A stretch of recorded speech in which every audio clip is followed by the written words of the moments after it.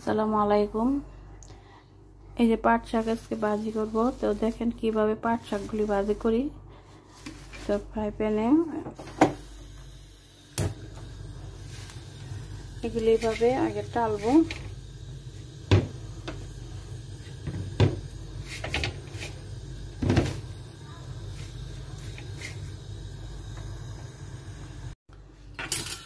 এই তো শাকটা এখন এরকম ভাবে হয়েছে, পুরো হয়েছে। এই যে মশলা করছি,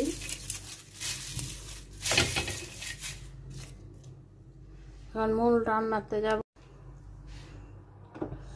চুলা জ্বালালাম,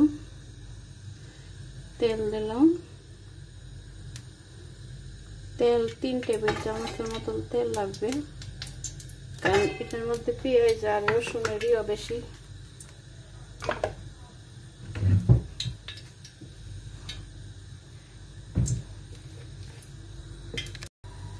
দশ 12টা শুকনো মরিচ দিলাম।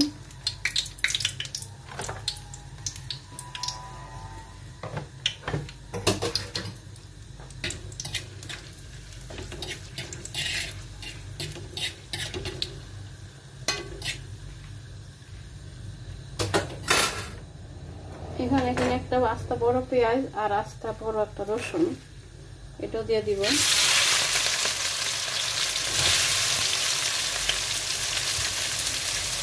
একটা বড় পেঁয়াজ আর বড় একটা রসুন আস্ত,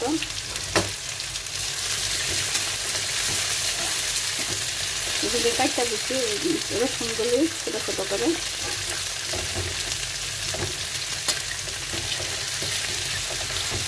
পেঁয়াজগুলি একটু ব্রাউন ব্রাউন করবো।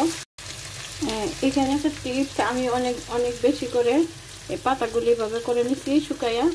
এখন আমি সবগুলি রান্না করব না, এগুলি একটা ডিব্বা ভরে রেখে দিব, অন্য সময় যখন মন চায় তখন খাওয়া যাবে, কারণ এগুলি একদম মশমস হয়ে আছে, পানিটা শুকিয়ে নিচ্ছি।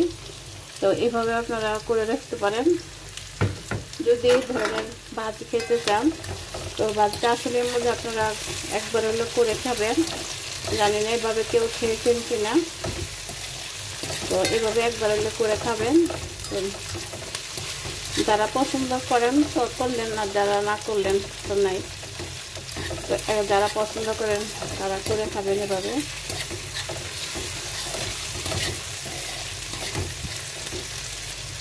এই তো পেঁয়াজগুলি একটু ব্রাউন হয়ে আসছে, এখন আমি এর পাতা দিয়ে দিব।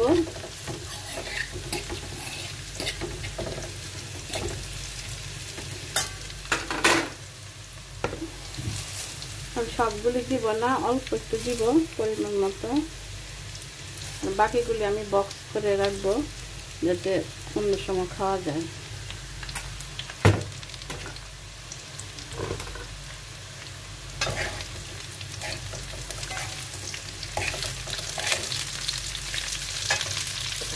লবণ দিব এখন।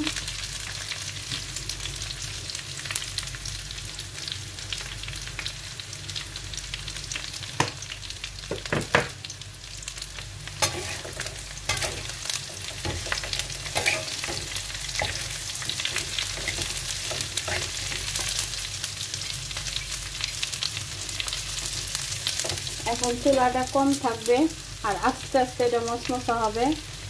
আরো পাতাগুলি চুলাটা একদম লোতে দিয়ে রাখবো। এই তো হয়ে গেল পাট শাক, মশমশা পাট শাক। তো এভাবে যারা পছন্দ করেন কমেন্ট করে জানায়েন আমারে, তো কেমন লাগছে খেতে। তো আজকের জন্য আল্লাহ হাফেজ।